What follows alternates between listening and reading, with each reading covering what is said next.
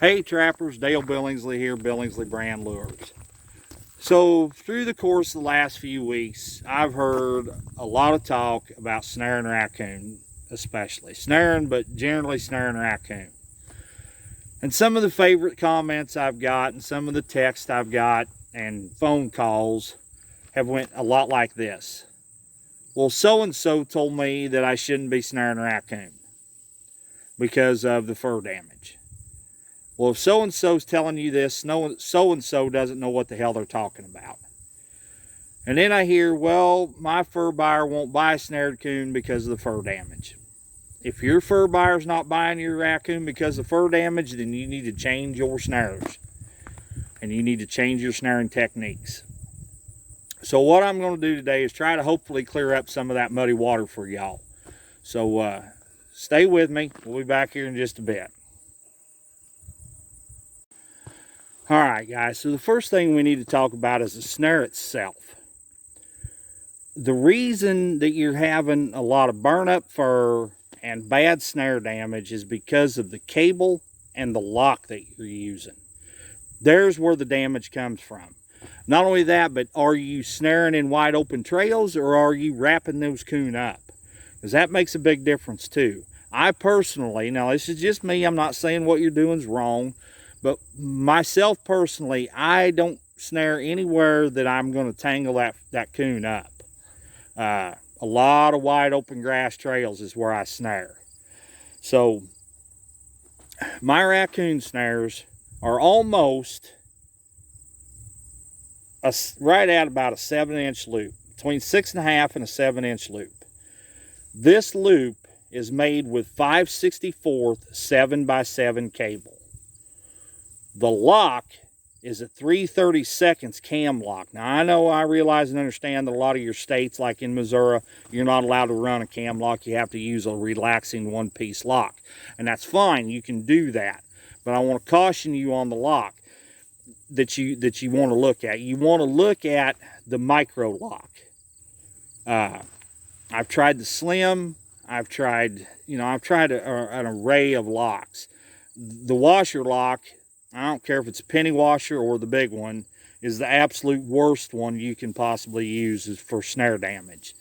They back off entirely too much. The micro is the one I've got along with the best, and it's a solid one-piece lock so that it's legal in your state. And for you guys over in Illinois that can't snare on dry ground, I'm sure sorry for you. You really need to try to lobby to get that legalized.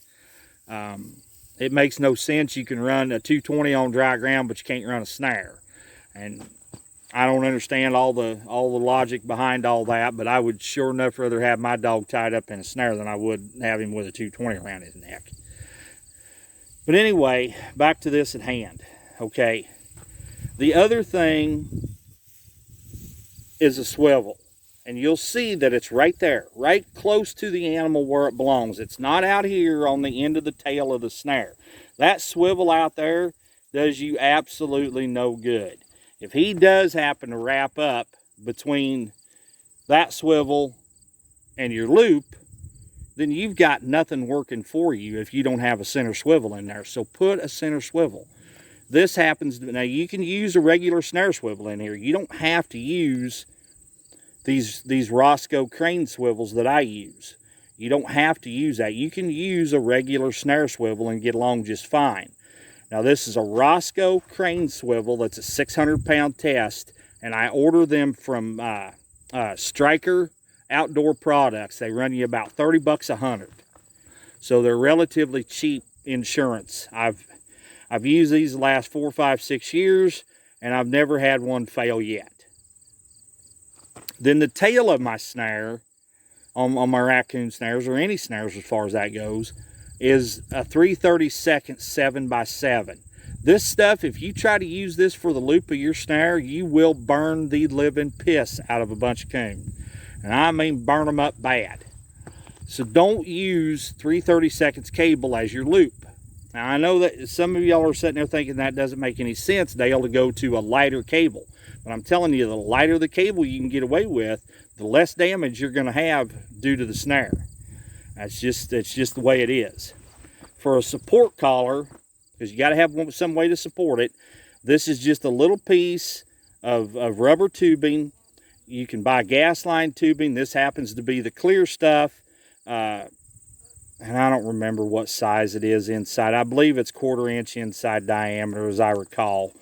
I just know when I see it, that's what I want. And if you don't know for sure what you want, just take a piece of number 9 wire in there with you and a short piece of cable and get it to where it fits right, where it fits tight.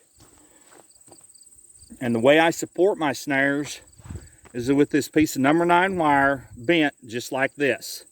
Okay, this backwards W. This goes in the ground. You shove this in the ground just like that, and then that locks that snare solid. That's a very important part of snaring. Snares have to be supported solid in order to make them work. Then the other problem that I see guys doing, and I hear a lot of guys, well, I'm missing in my snares. Well, if you see how that fits on there nice and snug, if you're hanging that lock up here in the 12 o'clock position, a good strong breeze will knock that thing shut. I mean, I didn't put much pressure on that at all with my finger, and it just fell right down. And it's slow when they fall like that. You want that snare cable loaded, and I showed y'all how to load it back in my building and loading snares video. So if you go back and watch that video, it'll show you how to build them and how to load the loop.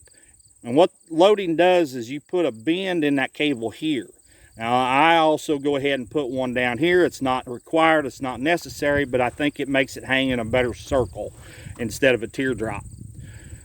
Then you want to get that lock off over here on the side in the 10 o'clock or the 2 o'clock position. Now it's just like putting tension on a foothold trap. Once it gets to a certain spot, it fires, and it fires all at once. You see how much faster that slides. See how much faster that cable, that lock is now compared to what it was when it was up here. A lot of difference there. You want that. You want that coon neck snared or at least one leg through. Okay, majority of mine get one leg through. So, sorry, I just swallowed a sweat bee. So anyway, that tobacco juice will kill him. So that is the gist of hanging raccoon snares. Now we're going to turn the camera around. We're going to go down here in this road ditch. There's a light trail coming through here. And you're going to notice it's a summertime trail. It's coming out of beans and going over to corn, but for demonstration purposes, it's going to work for us.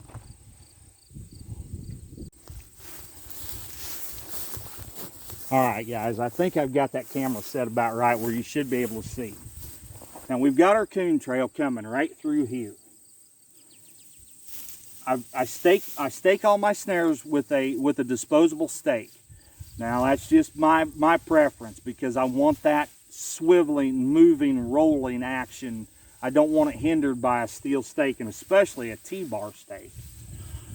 So I stake it here about close to the trail with a disposable. Then I shove that support wire into the ground. Then position the loop, and I'll move the camera around better so you'll be able to see. I'll make sure that you get it. Position that loop so that it is dead center over the top of that trail. Then I want to be about 7 or 8 inches off of the deck with the bottom of my loop. That seems to catch the majority of the coon either right around the neck or with one leg through. Now, with that being said, I can burn up a trail with snares. I can hang 3 or 4 or 5 of them in the length of a trail, go across the road and do it again. And with the maintenance that it takes to run 500 snares, you can do that with less time, less energy, less fuel than what it takes to run 300 footholds conibears. Okay? I can run a whole lot more snares, a lot more efficiently, and a lot more economically than what I can running footholds, conibears, and snares. And if I happen to have some of these stolen, I'm not out anything. I'm not out $1.50 or $2 a piece. Where if they start down through a road and they start stealing conibears and footholds, it don't take long. It gets into your pocket pretty quick.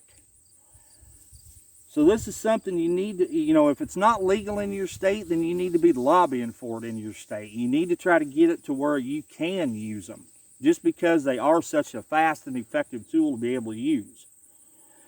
Now, when I come up here in the morning and I've got raccoons tied up, they're just out here racetracking around. They're not tangled up on anything. I go ahead and I dispatch the coon, and I'm not kidding you guys. I'm not joking. I've got witness to it, that I can walk up, once the coon's done moving, open the loop up, shake that coon out of it, and replace the snare, because they're a one-time deal. Once the loop gets kinked, you can't use them anymore. I can do that with my beaver. I can do that with my raccoon. I can even do it with coyotes sometimes, because the cable's not wadded up down into the fur. And it all has to do with that lighter cable and that lock. Those are two of the most important things that you can have on your snares. Swivels, lock, good locks, and light cable.